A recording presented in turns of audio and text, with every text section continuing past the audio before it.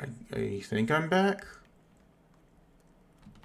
That was annoying. Oh well. I don't know if this like started a new stream or if it continued the last one.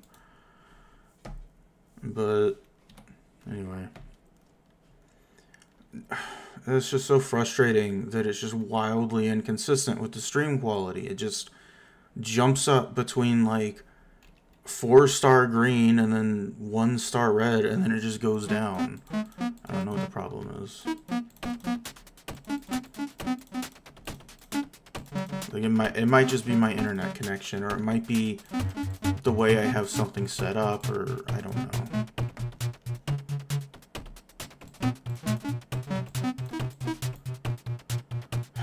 Anyway, I'm talking about Diddy Kong Racing. Like, the things that made it interesting back in the day were like the multiple vehicles and the adventure mode. But, like, neither of those are really interesting today because, like, everyone does the multiple vehicles now. You know, since, like, Sonic All-Stars transformed,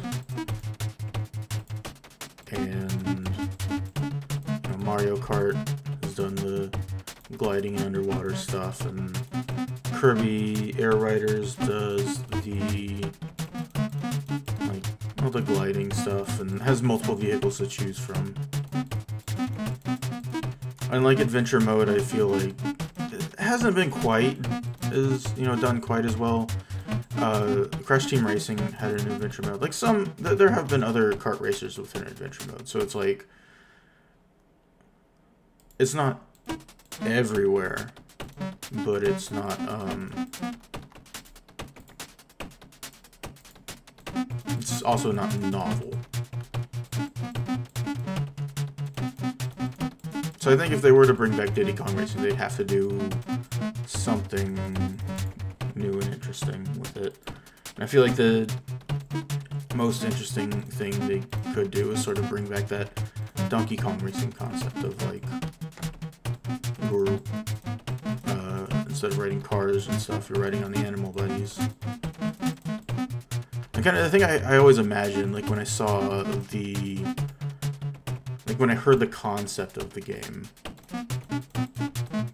and saw the very, very blurry screenshots and later like trailer that they released for it, was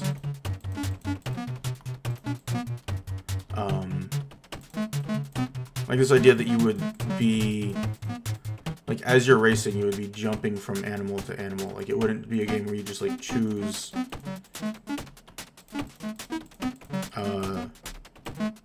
your favorite animal and race on it the whole game. You would actually be, you know, have to adjust on the fly based on which animals were available.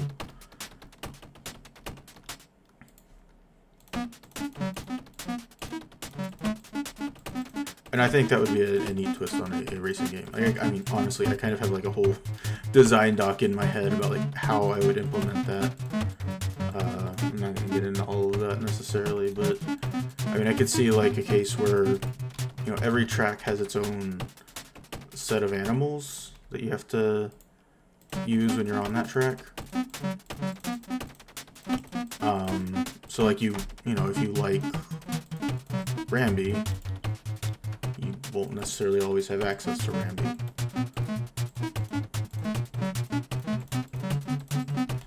And, you know, so you would have to kind of be like, all right, here are the animals at my, that I'm able to use on this track. So I'm going to choose the one I start with. But then as you race, like, your animal will have, like, stamina. And that stamina would naturally go down with the traditional, like, kart racer attack items and stuff. And, you know, if your animal's stamina gets too low, you would have to swap out to a new one. And, like, that would be a case where it's like, let's see what's the best way to do this. Like, that'd be a case where it's, like, if your animal's stamina is low and you have to swap out, well, you kind of just got to go with like whatever's available. So it's like, okay, maybe I don't like the bee, but that's all there is. Either stick with my animal who's like going really slow because its stamina is gone, or swap to the bee and kind of make do with what I can. Because that is a mechanic that not a mechanic, but like a design philosophy that I really like in games, is like forcing the player out of their comfort zone to use items that they wouldn't normally use. Because it's very easy, like in games that give you like a whole lot of player choice, it's very easy to wind up with, of course, the stealth archer issue,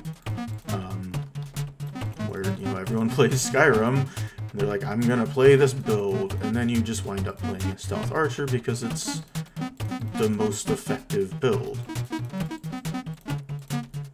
That's kind of an issue with, I don't know, a lot of games that give you a lot of choice.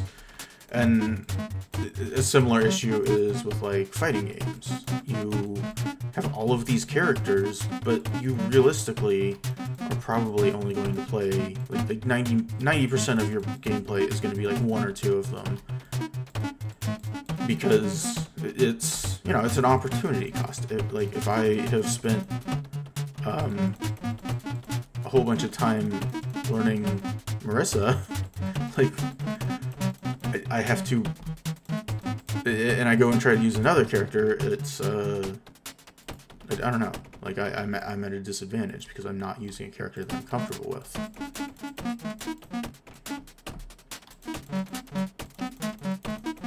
And that is kind of something I have seen in Kirby Air Riders, where, you know, I like the chariot. The chariot just seems good at everything. And I also like the tank. So, like, I have a couple of vehicles that I like, and so those are the ones that I use. And Air Riders kind of tries to encourage you to do more with City Trial, but it's like, if you have a few that you like, you can generally work towards, like, you can find the one that you like eventually. You might not have it right at the start, but you can find the one that you like. So,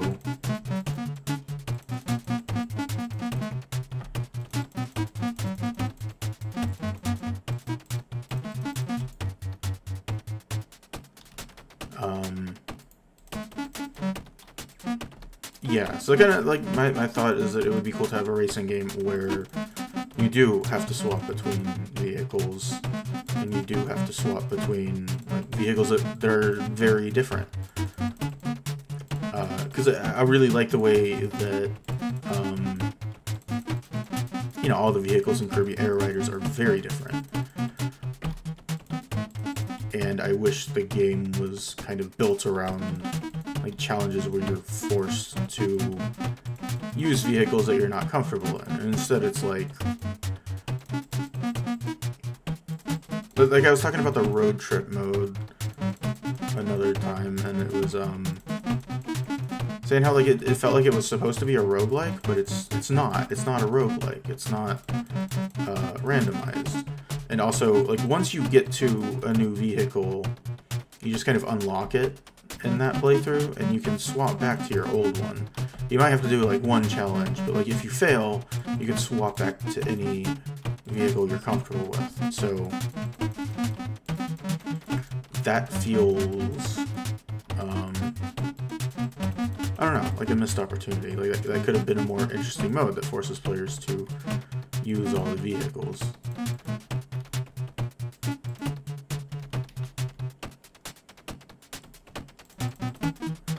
The other thing is, I always, like, the original Diddy Kong Racing had this neat idea of, like, oh yeah, this track supports cars and planes and hovercraft. So it was like, I always imagined this neat idea where you have, like, three very different different vehicles racing against each other, and they all have their own, you know, pros and cons, but in practice, like, the game doesn't actually work like that. The game, like, during the adventure mode, like, every track has the intended vehicle you play as, and then it's kind of after you beat it, like, when you're playing in other modes, you can choose to play as other vehicles, but it's like, there's always a best vehicle. There's, if, yeah, I don't know exactly what the best on every track is, but pretty sure, like, every track we're playing is available, that's the best.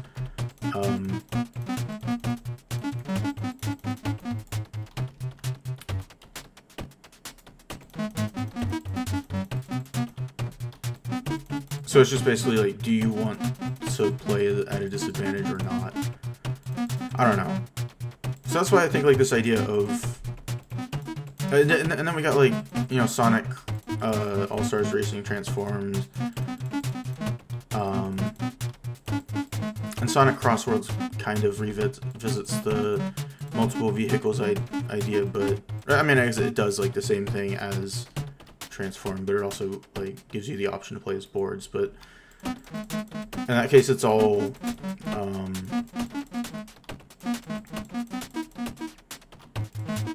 it's like it's not like I'm gonna choose a car and you're gonna choose a plane, we're gonna race. It's just like, at certain points during the race we're both gonna be cars, and then at other points we're both gonna be planes. So it doesn't quite do what I'm imagining either. So that's kind of like where this idea of, you know, hopping from the animals to animals would work, is that, like, inside every track, like, you would have the animals roaming around the track, like wild animals, and then once your animal gets low on stamina and you have to swap out, like, you would have to just kind of choose the one that is most convenient at the moment, and then every animal could have, like, its own, you know, pros and cons and stuff. I don't know. I think that would be an interesting racing game. And then you could have, like, on the characters, that could be where the stat differences are, you know, like how it is in... how it used to always be in these games before choosing your cart and character separately became standard.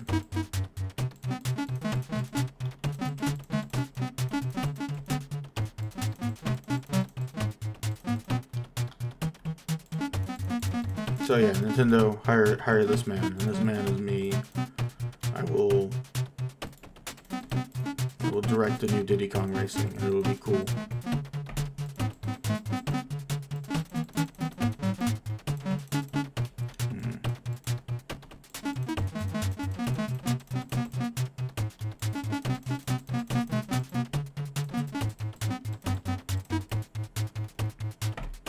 I also think they should bring back Donkey Konga, but not necessarily with the congas.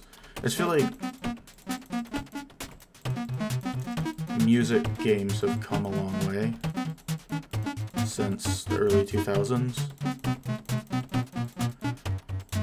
And also video game music has come a long way, because Donkey Konga was such a strange game, because you have, you know, this Donkey Kong, like, Donkey Kong as a series is very well known for its music.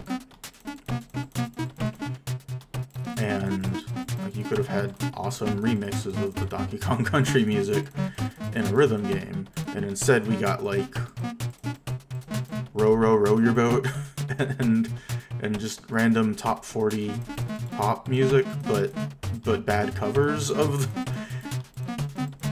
it's very strange. But at the same time, I kind of get it, because video game music was in a different place back then, like, culturally. Like, we, you know, the players loved video game music, but broadly, like, in the mainstream, it wasn't seen as respectable. Like, there was no Hyrule Symphony or like Magfest or whatever. There wasn't like the culture of people who went to OC Remix and listened because we liked video game music was a niche. So the idea of selling a music game where the music is video game music was probably didn't seem like a great idea.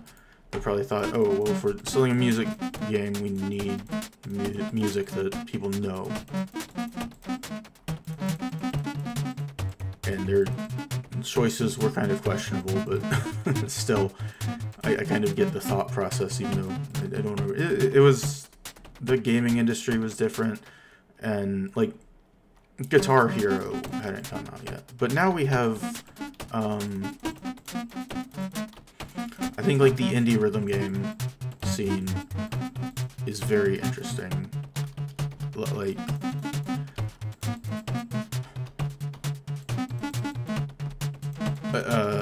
like I could imagine a version of Donkey Konga, but it's more of a 2-button rhythm game like Muse Dash, or like a 3-button, I guess if you include the clap. Or they, you know what? Like they worked with the Crypt of the Necrodancer devs to make like basically a version of Crypt of the Necrodancer based on Zelda.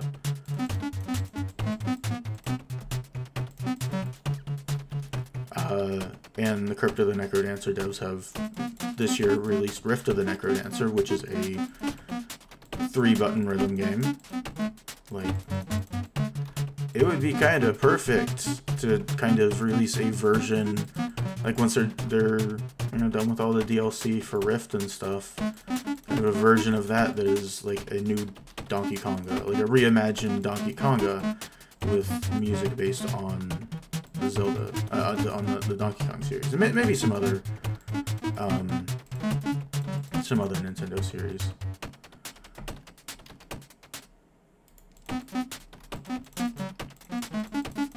I'm failing that, like, I mean, I don't know, Nintendo, hire this man is me. I'll make a Donkey Konga type game for you.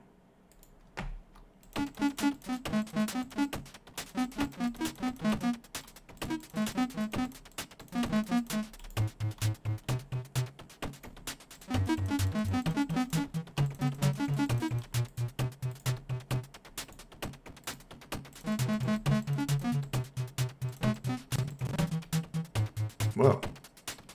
What was that?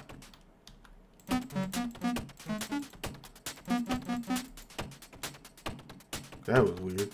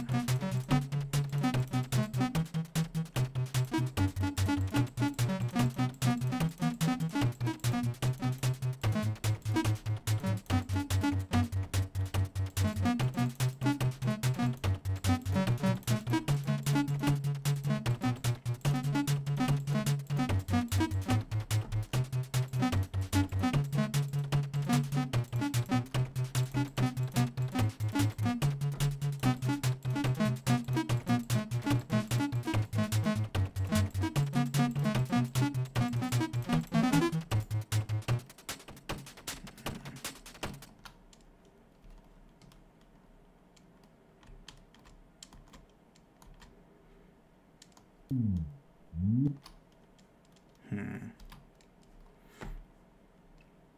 don't know if I want to do this room today.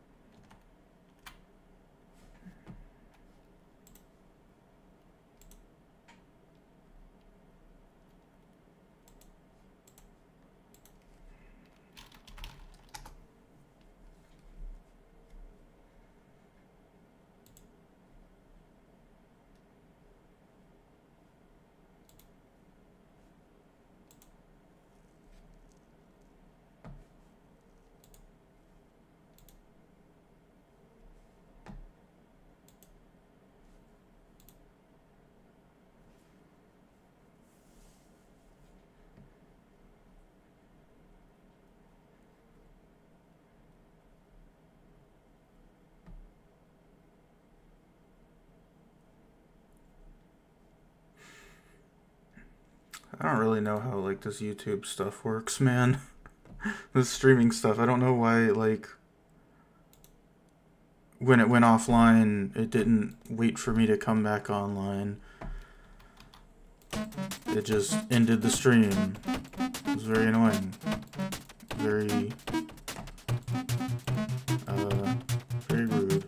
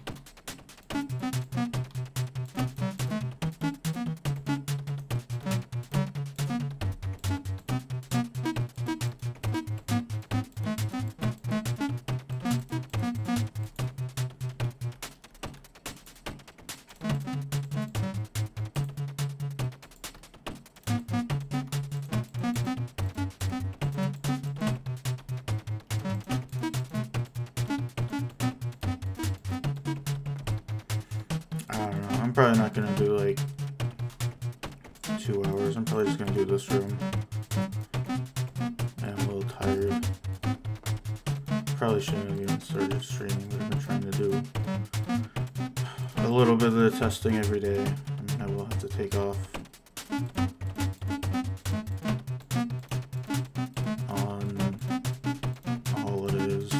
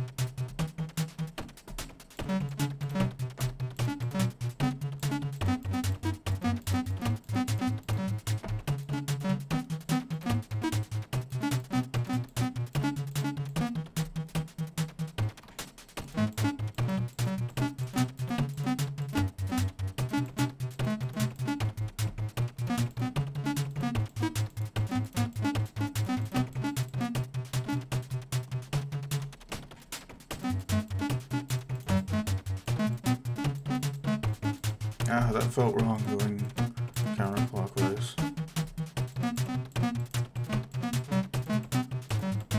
I thought that would be more efficient instead of, like, to go back and forth instead of going one way and then going the other way. Or, like, thought it might be more efficient to go like this instead of, like, this way and then go back over here and then go this way again, but then it felt gross to go counterclockwise, so I'm not going to do that.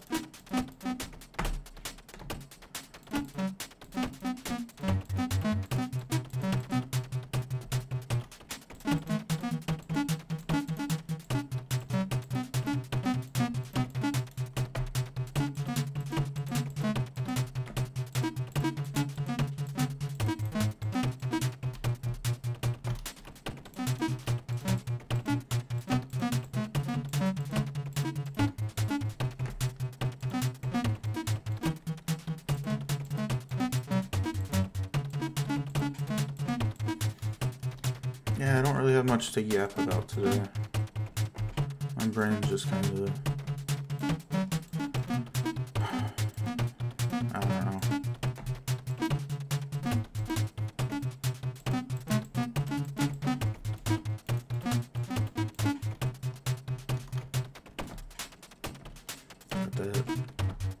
What do they call it in the holidays? People just kind of start to feel down. I don't know why. Like, I like the holidays. I like this time of year, and I like the vibes. I just kind of, I always get.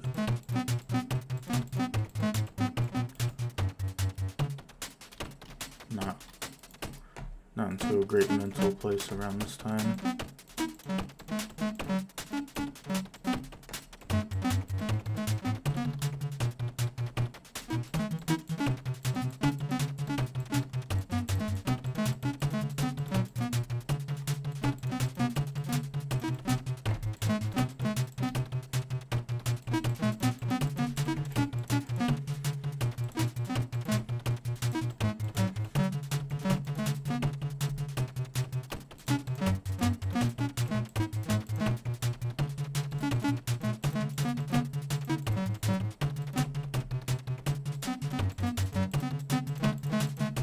Also didn't get a ton of sleep last night. So I'm kind of like a little bit tired, and like all the hypnotic aspect of this game is kind of making me sleepy, like extra sleepy.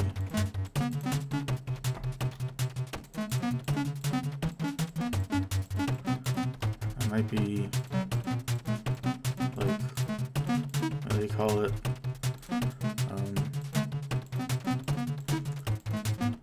Vulnerable to suggestion.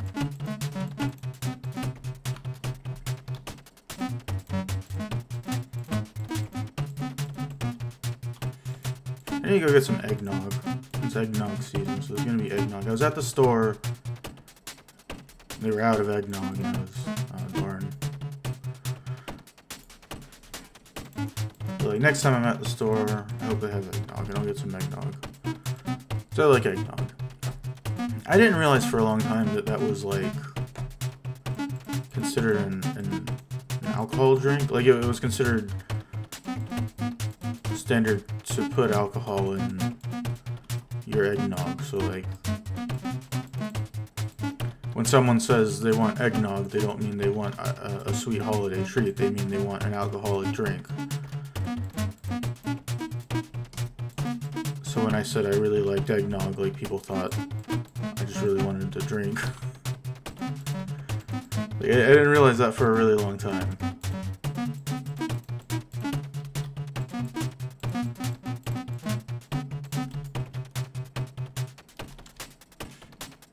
This room's gonna look real cool lit up.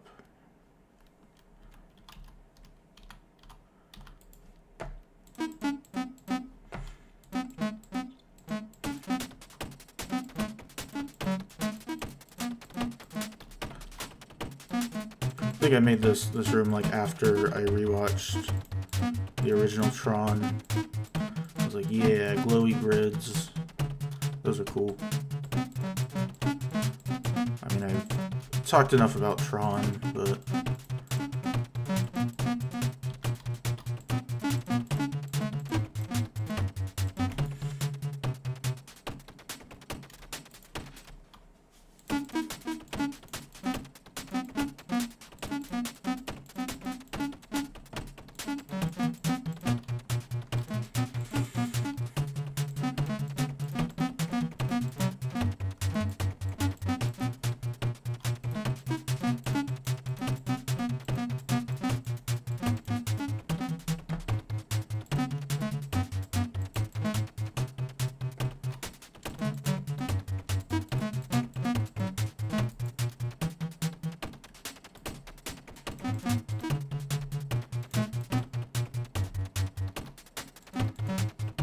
I'm like up to 4 bars at 5,000, like 6,000 kilobytes per second, and like I don't know why sometimes it's really good and other times it's not. It's just incredibly inconsistent and frustrating. But that, like today, that was the first time I've had it just straight up crash and end the stream.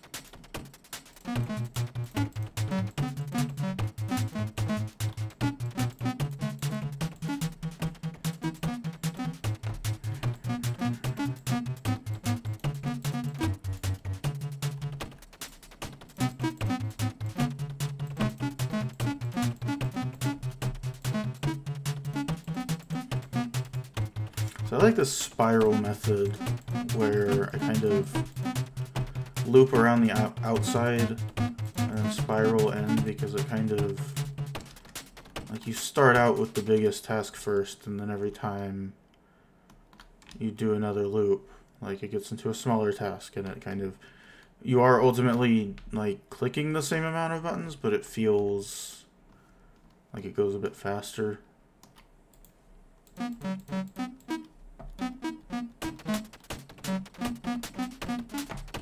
At least to me.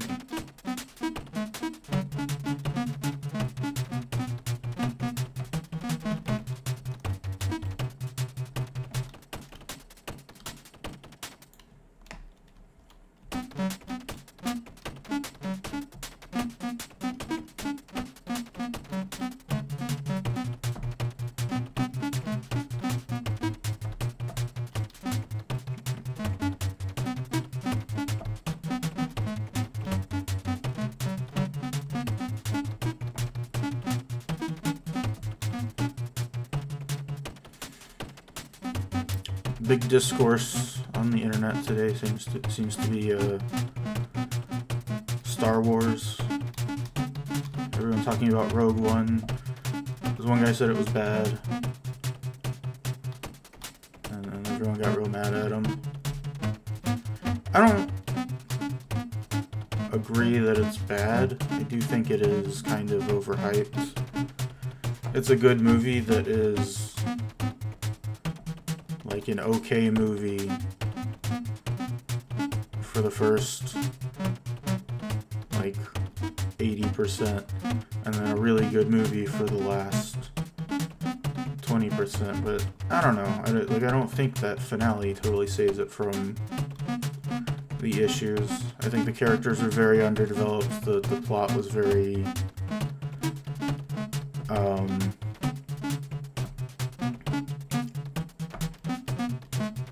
I don't know.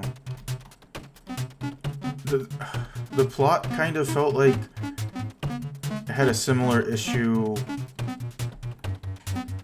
as The Rise of Skywalker, actually, where like most of the plot is just like, we're gonna go to a place and then we're gonna talk to a person or find a thing that tells us to go to another place. Like, it's just this big Easter egg hunt, and I guess that can like describe a lot of movies, but it kind of feels like that's all it is. And I guess that is kind of like the entire genre of like Indiana Jones style adventure treasure hunter type movies. And I like some of those, but I don't know. I think the big thing is they have to be held up with solid characters, and I didn't think Rogue One had very good characters. They were mostly very forgettable. The blind guy was cool, but even then it was like, he does some cool stuff. I don't remember his name. It was just the guy who says, I am one with the Force is with me. It's like, oh yeah, that guy's cool. But like, I don't know anything about him. I don't remember his name. Like, he wasn't very well developed. He just like had a cool vibe, which, you know, is a great foundation to build on. And there have definitely been characters who have, like, you know, gotten by with just like looking cool and having a cool vibe. But you know, I mean, like Boba Fett, like his whole thing was just that he had cool armor. Like, we didn't really know much about him, but he had cool armor and he had a cool vibe. But the thing is, he was surrounded by characters who were much better developed. So like, it was fine that we had a character whose whole thing was just looking cool and having a cool vibe.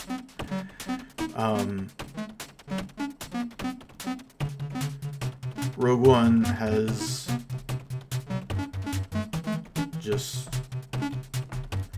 I don't know. He is the Boba Fett of Rogue One, but the problem with Rogue One is that Rogue One doesn't have Luke and Leia and Vader and Han and yeah. Let's see, the robot was fun. I don't know. Maybe I need to give it another watch. But it just kind of, I remember walking out of it on like I had this very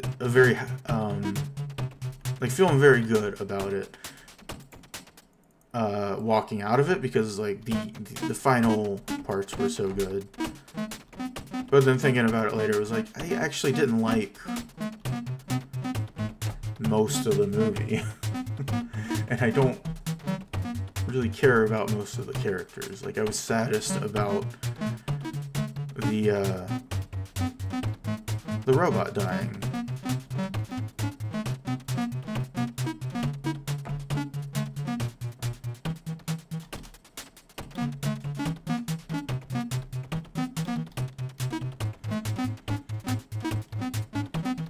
Feels like it gets like a lot of extra hype, and this happens a lot in like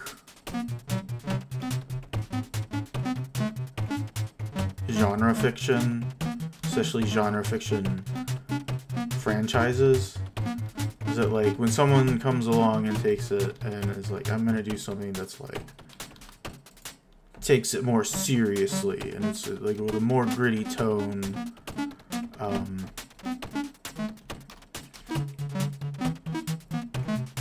Those kinds of things tend to get like a lot of extra hype from the fans. Like, oh wow, finally took this thing I like and then made it for, but like, what if it was for adults? I don't like that attitude.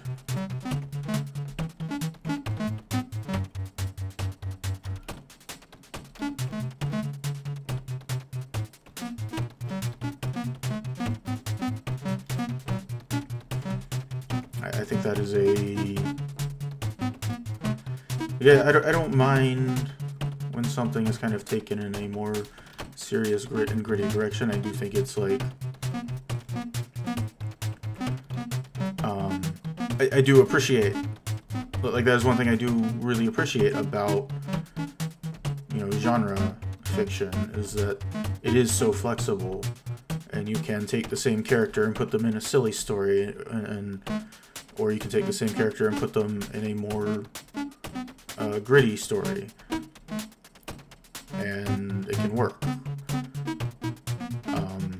In that, you know, especially goes with like sci-fi stuff and well, I mean, you know, all the genre stuff, the sci-fi stuff, the fantasy stuff, the superhero stuff, and that's kind of like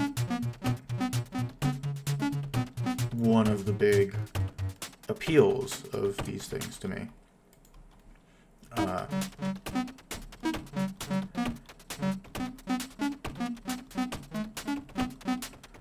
But the idea that a lot of people seem to feel that like making them serious and gritty is sort of the ideal versions of these, and that we should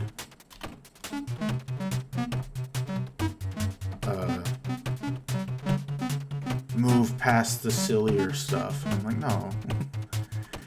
Like, a lot of these things are fundamentally silly concepts, and that's what makes them fun.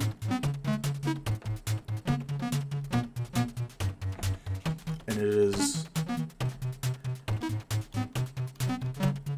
is great that Batman can have both like the Brave and the Bold cartoon and the Dark Knight movies, and like, you know, they're both great in their own ways. Or I guess, you know, a more direct comparison would be like the Dark Knight movies and the Lego Batman movie. It's like, yeah, you can interpret this character in many ways. I don't know.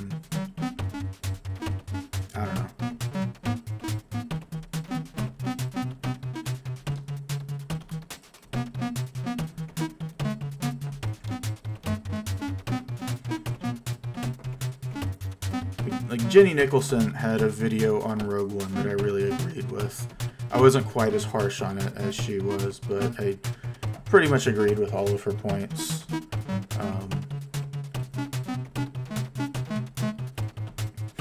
And so it's been, I don't know, I think it is overall a pretty good movie, but it does annoy me how it's like held up in this like godlike this godlike status of like, oh, this is the greatest Star Wars movie. In fact, it's the only good Star Wars released after the original trilogy. It's like, oh, there's been a lot of good Star Wars stuff. I would say, like,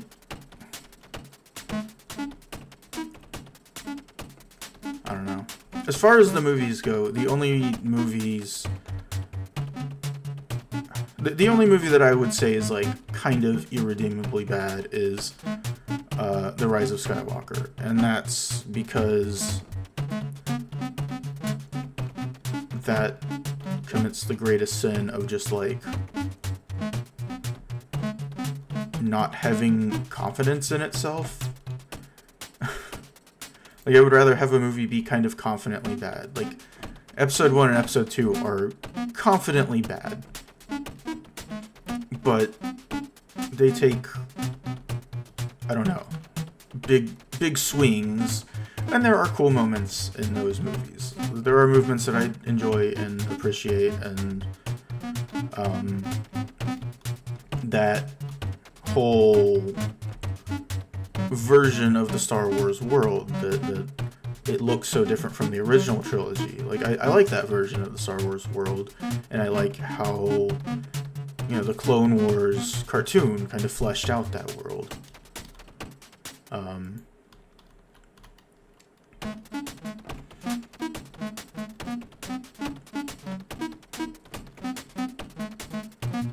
But The Rise of Skywalker just felt cowardly.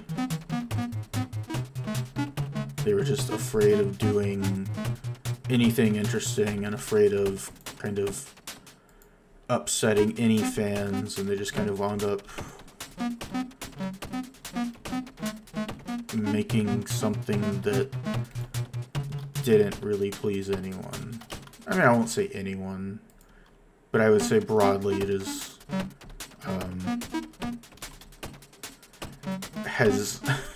has tarnished the franchise more than even the prequels.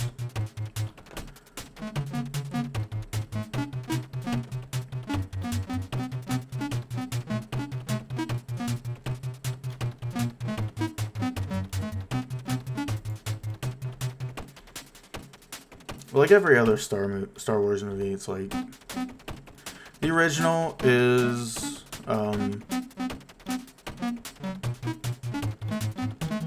I think it suffers a bit from the like there was this page on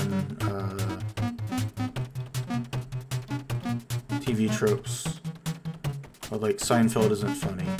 That was the name of the trope.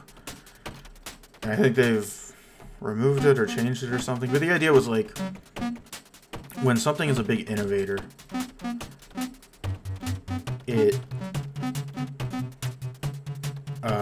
like if you see all of the things that it has inspired, and then you kind of come back to it, it can feel like kind of generic.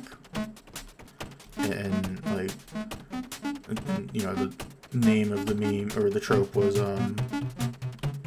named after Seinfeld, and it's because, like, you know, Seinfeld was this kind of edgier sitcom where it was about nothing. You know, the characters were kind of awful people and they did awful things and they didn't learn a lesson at the end of the episode. They just kind of, we watched them do things, and then things usually went bad for them or others, and then the episode ends.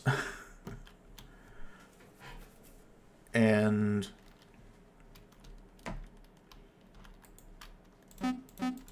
that was novel at the time, like especially at a time where most sitcoms were like about families, or like a found family who would like, it was kind of the generic thing with like 80s sitcoms was, you know, you have the dad sits down with the kid at the end of the episode and tells the kid the lesson he should have learned from everything that happened in this episode. And so Seinfeld, like, kind of very consciously rejected that concept for a show that was about awful people. And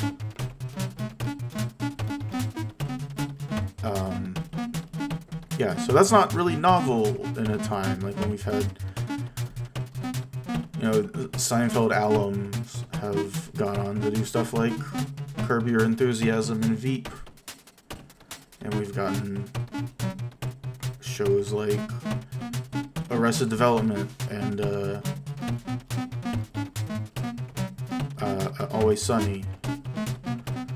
Because, like, you go back to Seinfeld and it's kind of like,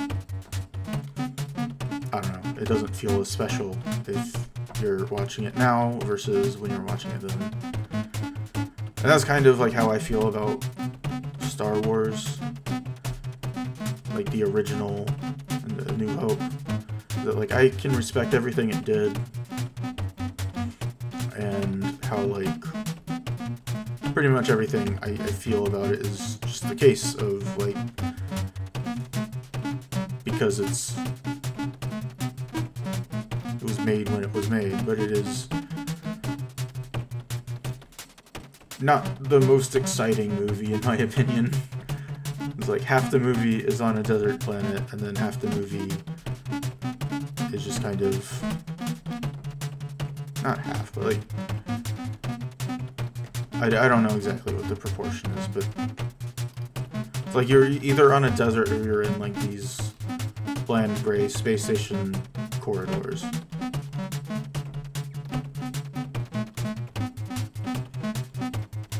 And like, yeah, I mean, it's definitely but it's definitely a case of like, it's of its time. It's because I've seen so many movies do like the sci-fi action adventure stuff better.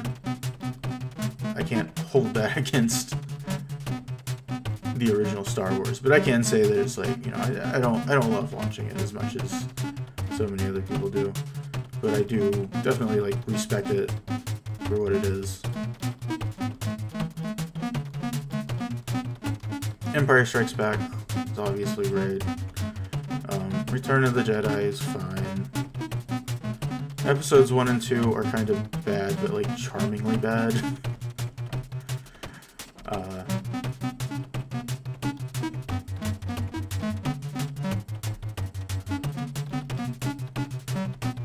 And episode 3 is real good.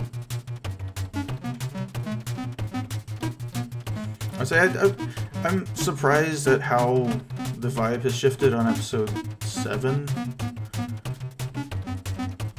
I mean, I feel the same way I felt at the time. Well, mostly the same way I felt at the time. It's like, yeah, the plot is kind of just a retread of A New Hope. But it's a fun movie, and it has fun. It sets up fun characters. It has fun moments. It is very, like,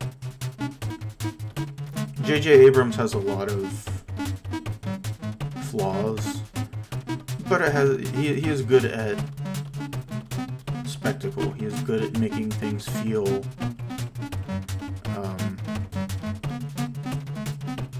grandiose.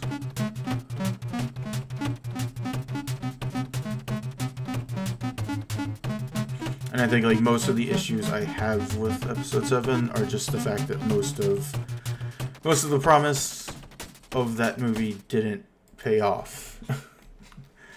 But that's not the movie's fault. But it is, I think it is a fun, it's a fun ride. It's a fun watch. And I love The Last Jedi. Like, I understand why it's controversial. You know, it took some zigs where people wanted it to zag.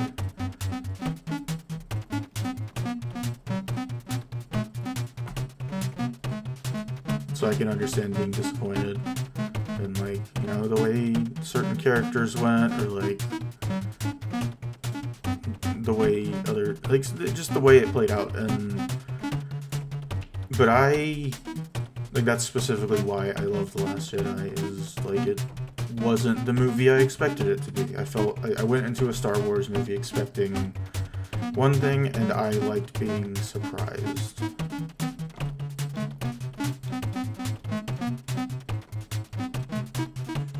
Like, there were a bunch of moments in that movie where I was like, oh, okay, yeah, we're really going here. We're really doing this.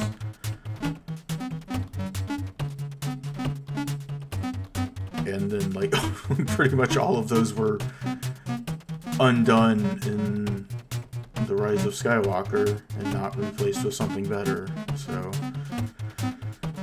yeah. Like that's kind of my issue with The Rise of Skywalker, is it just felt like they got...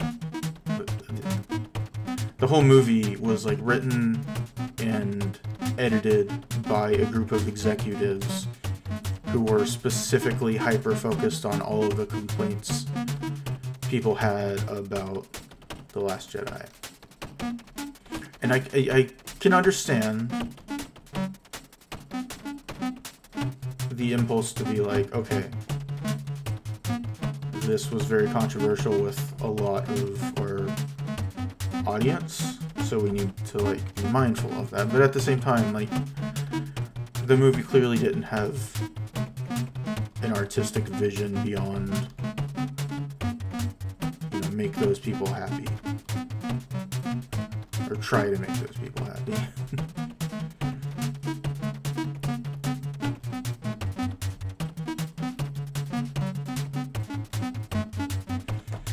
And I think ultimately it didn't succeed. I think a, you know, actual strong vision for a finale that wasn't just like, oh, look at this. Did you like this guy, right? You like this? This is the guy you like, right? You're gonna forget about the things you didn't like, right?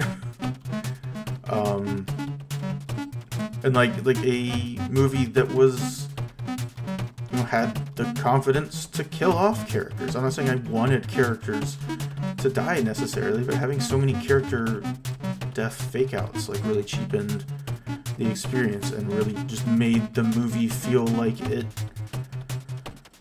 just was afraid of doing anything. It's like, I can take a bad movie, but like a cowardly movie is just kind of, that is another level.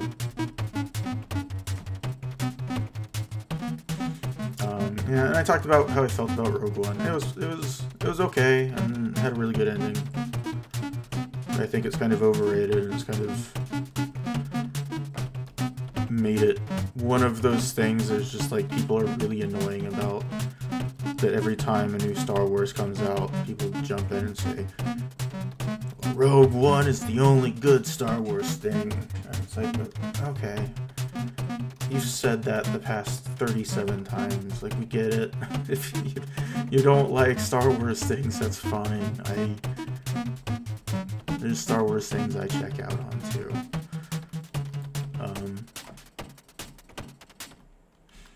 And I actually really like Solo. I'm surprised that people didn't. It was just a fun little... It was a fun little romp. It was a fun little adventure. I think Alden Ehrenreich did a good job of capturing the essence of Han Solo without just feeling like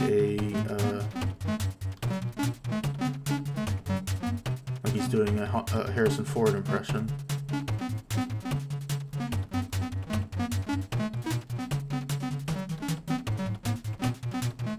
And I wish he'd get a second shot. It's kind of a bummer that like that movie just kind of, it was the wrong movie at the wrong time. I do think it's a movie that like when people go back and watch it, like they kind of say basically what I'm saying. Like, oh, this one's actually pretty fun. It's not mind blowing, but it's pretty fun. But the fact that it came out like 6 months after The Last Jedi, and in the middle of like all of that fandom war.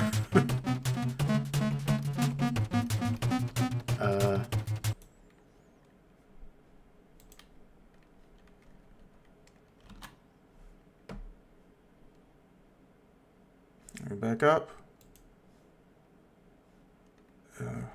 Excellent connection. Why is this unlisted?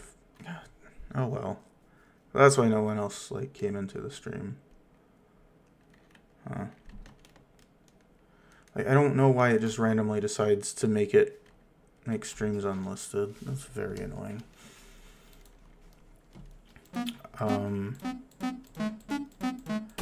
But yeah, when prequels do this thing where it's like, oh yeah, here are... The hero got all of his iconic things in this one adventure. Like, oh, this is how he met Chewbacca. This is how he got his iconic blaster. This is how he got the Millennium Falcon. This is how he met Lando. This is how he got his iconic dice that he hangs in the Millennium Falcon, which, like, nobody noticed before the movie came out, right? Like, it's not just me. I didn't associate Han Solo with those dice.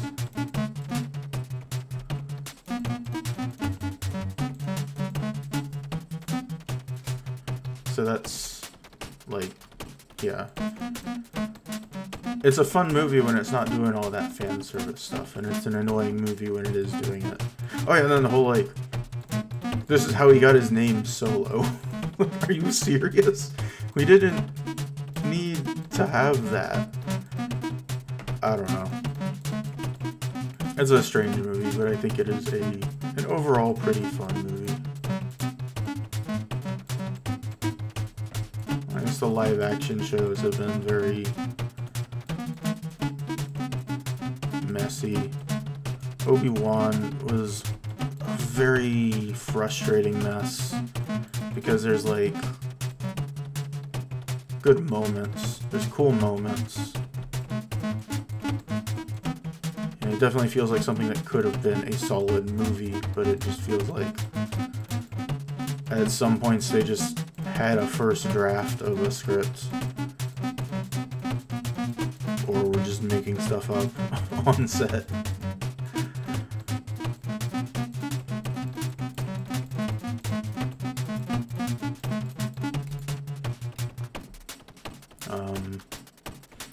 Boba Fett show was extremely disappointing. Especially, like, having Cad Bane go out like that. Obviously, it's Star Wars, they could say he survived, but it doesn't seem like that's the plan anytime soon.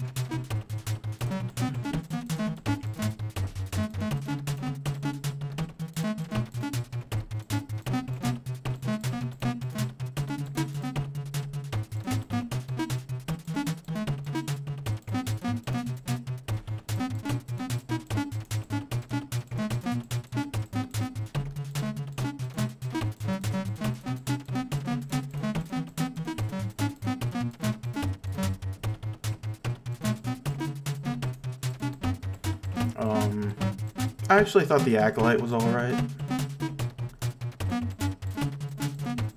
It was uneven, but it had like some of the best fight scenes in Star Wars ever in live action. I mean, like Clone Wars had better fight scenes overall, but like I don't know, it had cool fight scenes. It had some cool moments. Had some iffy acting at points. I was interested in seeing where that story would have gone, but oh well.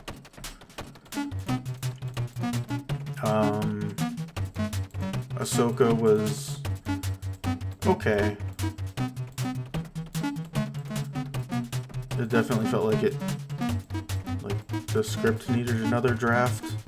And it definitely felt like, oh, people who didn't watch Clone Wars and Rebels are going to be very confused by this show.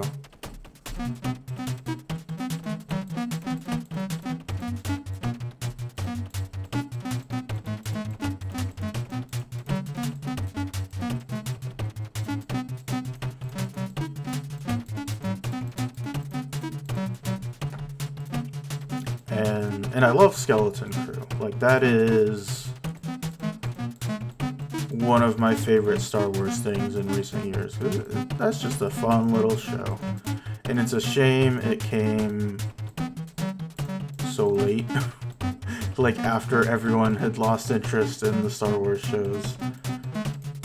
It's like, no, this one's actually kind of good. It's actually fun. Like, it's not all fan servicey. It just tells its own story. And it's a fun story with fun characters. It doesn't feel like it's just like a problem with a lot of Star Wars stuff is that it is inspired by Star Wars.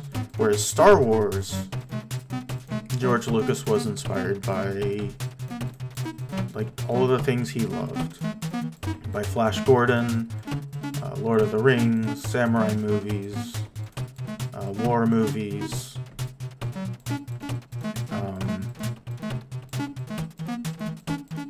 It's kind of his, you know, he was kind of a hippie, so like he was kind of into like Eastern philosophy stuff, and that's where like a lot of the light side and dark side stuff comes from.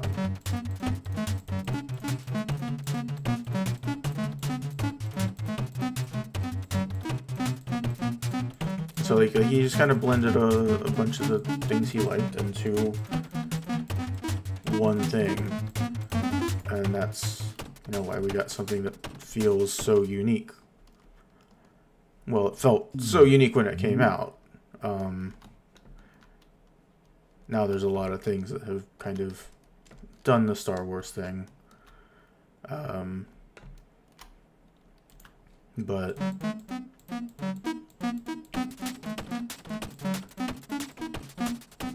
I don't know. I mean, Star Wars still feels pretty unique among all the sci-fi stuff. Like, it feels different from Star Trek. It feels, I don't know, it feels different from, like, all the big sci-fi franchises. Even the ones that inspired.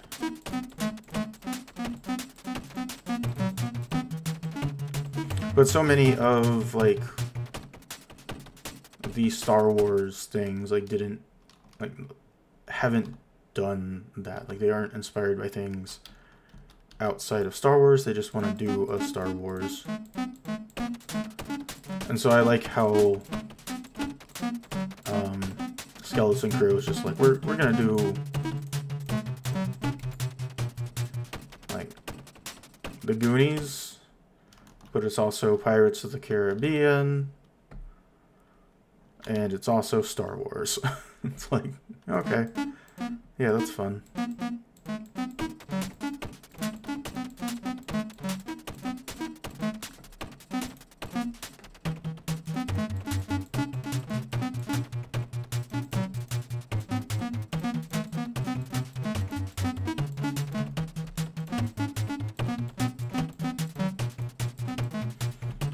But I think it's definitely a great example of how, like, how easy it is to lose audiences and how hard it is to get them back. Because I think if Skeleton Crew had been one of the first shows they released, it would have been very well received. It would have been, like, probably... like the little elephant alien kid probably would have been like gone viral like Baby Yoda did.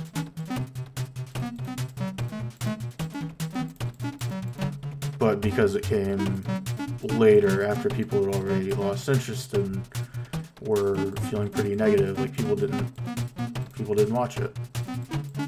Like, making a pretty fun show wasn't good enough to get people back on board.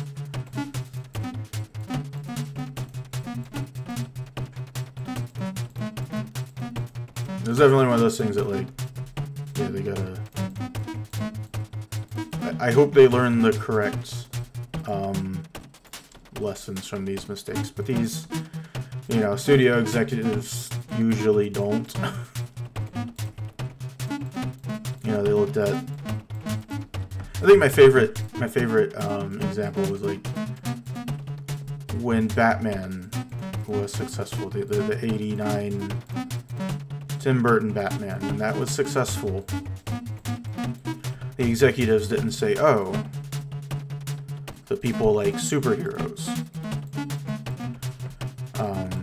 Because that was the takeaway from all the kids who watched it, is like, we like superheroes, Batman's really cool, we want more superhero movies. But what the executives took away from it was, oh, the kids like detective comic serial characters. Like detective like comic strip characters. Not comic book characters, but comic strip characters. Like so we got like Dick Tracy in The Shadow.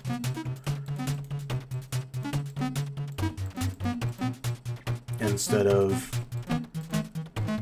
a new Superman and a new Flash. And yeah.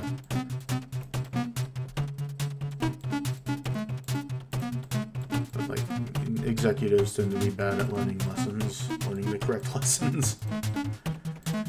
Or there was, you know, with the whole MCU, it was, everyone was like, oh, people really like connected universes. We need to do connected universes. We need our own connected universe to get people to come watch our movies. I was like, well, no, people got it. Like, the MCU was a success because, like, part of it was the connected universe, but a big part of it is that they were reliably entertaining. And another big part of it is that they had likable characters. And the reason the connected universe mattered is because you would go into one movie and be like, I like this character, and you'd go into another movie and be like, oh, I like this character too. I wonder what it would be like if these characters met. And then we would actually get to see them meet, and like they would explore that dynamic. And it also, like, it often took the characters, like define the character's arc over multiple movies. And that is why the cinematic universe thing works. And yeah, like there was definitely an element of I want to smash my action figures together, but that gets old fast. And if that's all it is, people lose interest fast. And yeah. So all of the attempts that kind of missed out on that, on those aspects, would make good movies, have interesting characters, and then have them interact in interesting ways. Like, all of those attempts failed because those executives didn't understand fundamentally why the MCU was a success.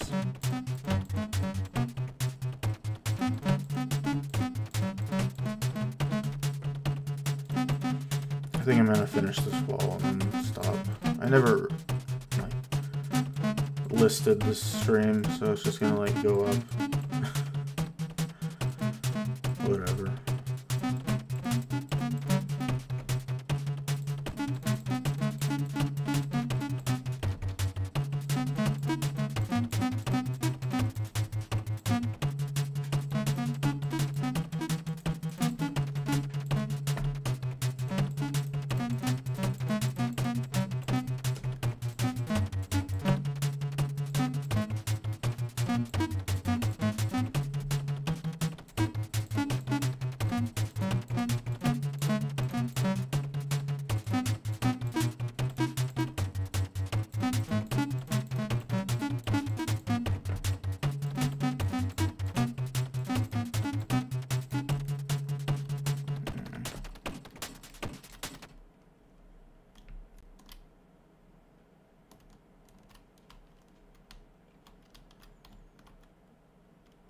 $62,000.